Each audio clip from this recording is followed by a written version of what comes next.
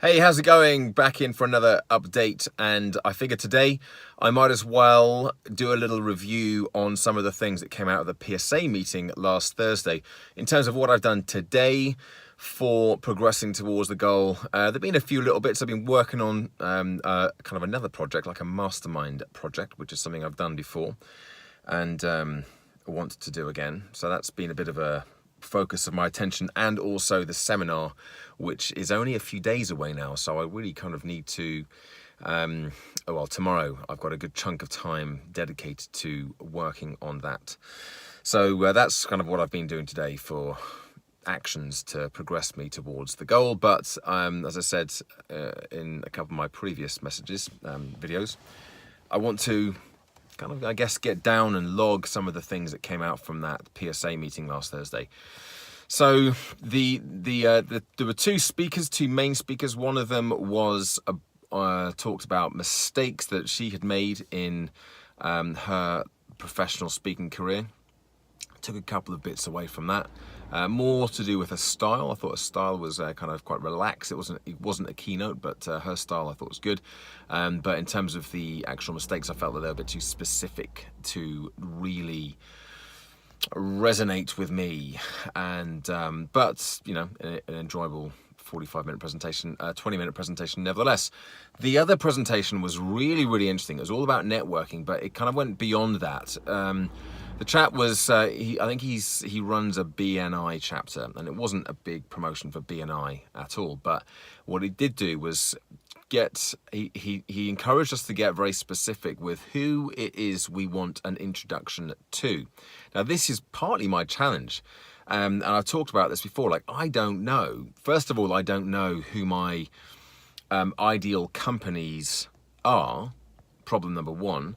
Problem number two is I don't know who my ideal person is to talk to in said company. So even if I knew the companies I really wanted to approach, like, how do I know the right person? If I think about the people who I've worked with in the past, it's been different people. It has been within HR, it has been within a dedicated well-being function, there has been somebody just within the business unit who understood and valued well-being in the workplace and wanted it for their team, and so it was facilitated that way, and it was completely autonomous without it being a company-wide initiative. So it's kind of been a bit of everything, really, which makes it challenging for me to know exactly how to niche it down and say very specifically, this is who I want to be working with. But he gave some ideas. And if I combine that with what I discovered, heard about at the other PSA meeting in St. Albans a couple of weeks ago, which again was about calling up companies and finding out maybe when their conferences are, if they have a conference, even who organizes the conference, and figuring it out. And this is what I'm not doing. This is what I haven't been doing. I haven't been picking up the phone and just getting in touch with organizations, mainly for that reason. But it doesn't have to be a block. It doesn't have to stop me from doing it just because I don't know at the moment. It doesn't stop me from kind of making progress and finding that out, because one of the other big things that came out from it was one of the chaps who was there, another speaker, he specializes in, I think he called himself the telephone assassin. Anthony, his name was, and he was really helpful and just kind of talked about, he wasn't giving a speech, I just got chatting to him, and he said, give me a call. He said, don't email me, because I'll make you wait for a week or so before I get back to you. But if you just call me up, then ask me for some help, then I'll give you some help there and then. So that's what I'm going to do. But basically what he does is he helps people, I guess, like me, who don't really know who to phone, and so therefore don't phone anybody. And I've talked before about having a bit of a fear of calling up, because I guess it's a fear of rejection. Someone's going to say, no, we can't help you. We can't give you that information over the phone. Or me not having clear ideas, clear questions to ask somebody. So I just haven't done it. And it's, without a doubt, it has stunted my progress. So I'm going to give this guy a call. I'm going to call him up tomorrow. Say, hey, Anthony, here's my problem. What do you recommend? But going back to the PSA meeting, kind of the big thing, the really big thing was this idea of getting a list of companies, because the guy was saying, like, even if you can't get, even if you don't have a particular sector, like for me, I can work with many different companies, but there are still things that will make them better clients of mine. Like the number of people, the number of employees, the way that they are, the way they work. Are they, for example, I work best with companies of probably more than 100 employees, because they normally then have the capacity to introduce some kind of well-being program. That's been my experience. It's not 100% true all the time, but that's been my experience so far. And the majority of their employees, or at least a large chunk of employees, spend a lot of time sitting down at desks. When I think about what I did with Charles Tyrwhitt, that was true of head office, but clearly they also have people working in distribution. Clearly they have people working in retail. So there are also segments. So I've got to look at this and think, well, who can I help the best? I can help everybody, but who do I help the best? And actually getting some definition around the kinds of people who I know I can help the best with, and who will respond the best to, or have the best chance of responding the best to, my programs and my content.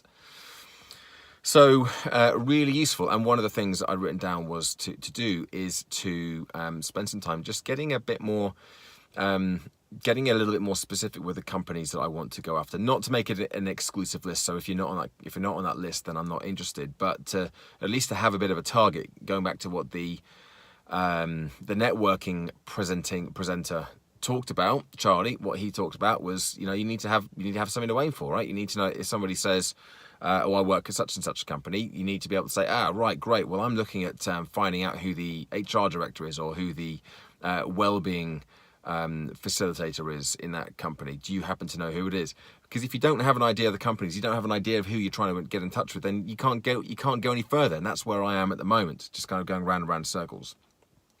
And then I bumped into a lady who I've spoken to before but never met, a lady called Linda Shaw, she was very generous with her time last, I think it was November, December time. She got on the phone with me for about 35, 40 minutes, and we had a really good chat then. Gave me some valuable advice, and she asked me some very intelligent questions today when I sat down next to her, and she said, how are you getting on? I said, still not quite there yet.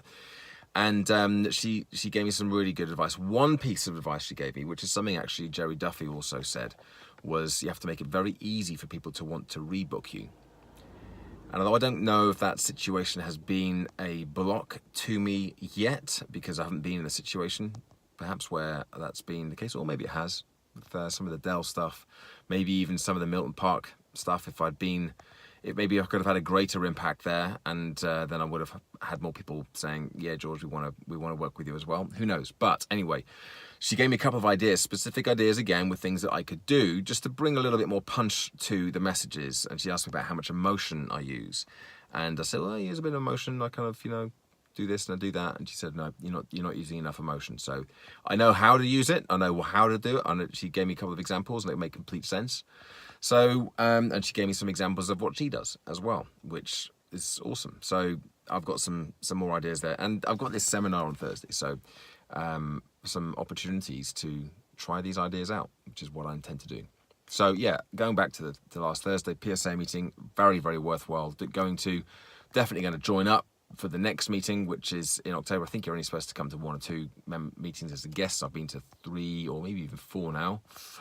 But no, it's not been a problem, but I want to actually join up and do it properly. So that's the next thing for me. Anyway, there we go. There is my update for Monday. I'm feeling pretty energized and buoyant, considering it was a long, long, long weekend, and I was coming quite tired today, but still feeling quite motivated and pumped up and ready for the week. Maybe it's because of this seminar.